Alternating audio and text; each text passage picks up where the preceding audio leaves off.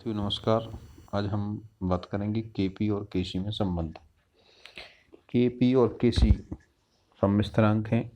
KP दाब के पदों में साम्य स्थिरांक है और केसी सांद्रता के पदों में साम्य स्थिरांक है। हम इन दोनों में ऊष्मागतिक संबंध निकालना है। तो इसकी संबंध स्थापित करने के लिए हम किसी एक अपक्रिया की कल्पना करते हैं। मान लें हम रासायनिक अपक्रिया है ए प्लस बी बनता है सी प्लस डी। यहाँ पे स्मॉल ए बी सी और डी ये क्या है, इनके गुणांक हैं, और ए बी सी डी जो कैपिटल से दर्शाए गए हैं ये इनके पदार्थ हैं। पदार्थ ए के ए मूल हैं, बी के बी मूल हैं, सी के सी मूल हैं और डी के डी मूल हैं। ये उत्क्रमणीय अपक्रिया है। तो हम चूंकि हम जानते हैं कि अपक्रिया की दर सांद्रण के समानुपाती होती है, तो जो इसमें जो अग्र अपक्रिया चल रही है, जो आगे चलने वाली अपक्रिया है, rate of forward reaction is directly proportional to A की पावर ए और बी की पावर बी। यानी अग्र अपक्रिया की दर ए की पावर ए इंटू बी की पावर बी के समानुपाती होगी। यदि हम इसको बराबर करें तो एक हम स्थिरांक से गुणा करना पड़ेगा। तो आर एफ बराबर के एफ ए की पावर ए गुणा बी की पावर बी। इसको हम समीकरण नंबर 1 मान लेते हैं। यहाँ पे के एफ साम्य स्थिरांक है। अब हम पश्चात क्रिया के लिए भी यही समीकरण लागू करें। Rate of backward reaction is directly proportional to C की पावर सी और डी की पावर डी। यानी वो पश्चात क्रिया है, उसकी जो दर है वो उत्पादों की सांद्रता के समानुपाती है। मैंने अब इसके लिए अभिकारक उत्पाद होंगे और जो उत्पाद हैं वो क्या होंगे, इसके लिए अभिकारक। यानी यहाँ पे इसके लिए जो सी और डी क्या हो जाएंगे, पश्चात क्रिया के लिए अभिकारक हुए।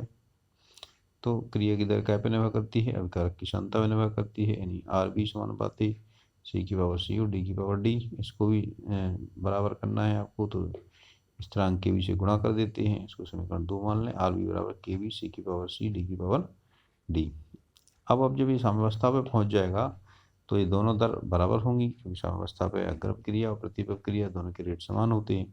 तो आर एफ बराबर आर बी। तो समीकरण 1 और 2 दोनों समान होंगे, तो लेफ्ट हैंड साइड समान रहेंगे तो राइट हैंड साइड भी समान होंगे। तो ये हो जाएगा के एफ ए की पावर ए बी की पावर बी बराबर के बी सी की पावर सी डी की पावर डी। अब यदि हम इसको माने आप पक्षांतरित करें तो के एफ बटे के बी बराबर सी की पावर सी डी की पावर डी बटे ए की पावर ए और बी की पावर बी।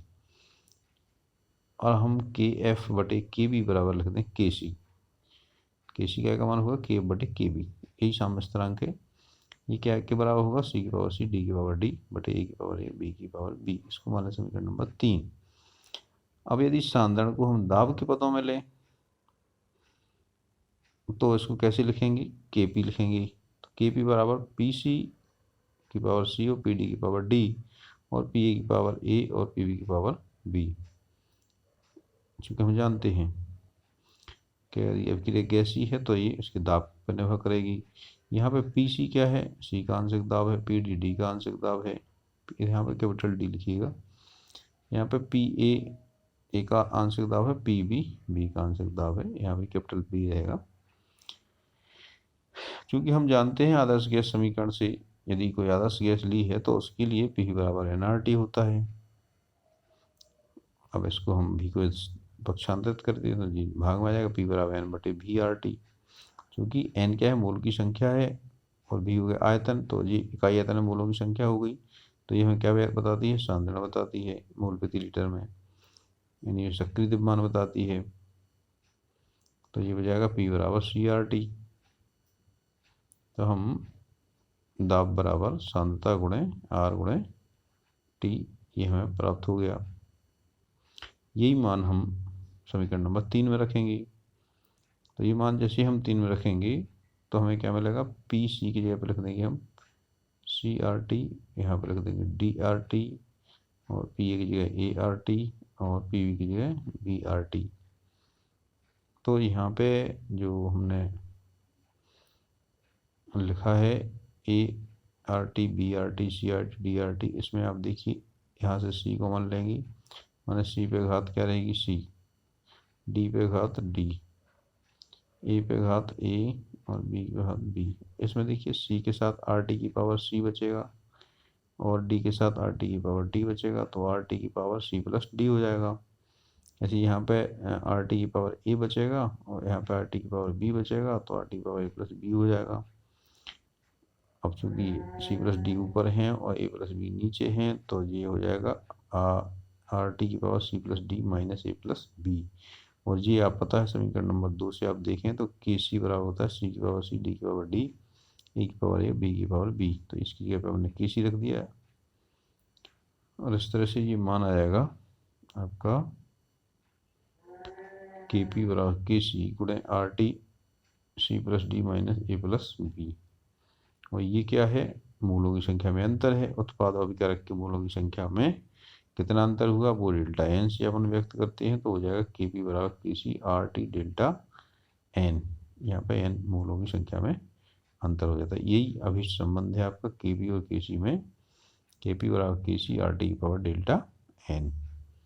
ये ऊष्मागतिकी के लिए बहुत महत्वपूर्ण प्रश्न है और ये आपका 5 अंक के लिए काफ़ी महत्वपूर्ण क्वेश्चन है। आप इसमें इसको सावधानी से देख लीजिएगा, अपनी आपकी पुस्तक में भी ये मिल जाएगा। यहाँ पे जब भी आप लिखें तो पदों के सबके विवरण जरूर लिख दें। यहाँ पे के पी क्या है, दाब की पदों में साम्य स्थिरांक, के सी क्या है, सांद्रता पदों में साम्य स्थिरांक, आर क्या है, सापेक्षिक गैस नियतांक है, टी परम ताप है, डेल्टा एन मूलों की संख्या में अंतर है, अभिकारक की कुल मूल और उत्पाद की कुल मूलों का अंतर है। यहाँ पर जहाँ भी आप जिस चीज़ें लिख रहे हैं सबके अपने अपने संकेतों के अर्थ आपको लिख देना है। यहाँ पे हम यदि संक्षेप में भी इसको लिखना चाहें तो सीधा यहाँ से हम लिख सकते हैं, द्रव्यानुपाती क्रिया के नियमानुसार। यहाँ से लिख सकते हैं आप, यहाँ से इसके नीचे का लिख सकते हैं आप, यहाँ लिखेंगे द्रव्यानुपाती क्रिया के नियम के अनुसार के सी बराबर होता है, ये आप यहाँ से शुरू कर सकते हैं। द्रव्यानुपाती क्रिया के नियमानुसार आप लिख सकते हैं इसको और यहाँ से शुरू कर सकते, हमें आगे का पूरा करना होगा। तो ये 5 अंक के लिए पर्याप्त है।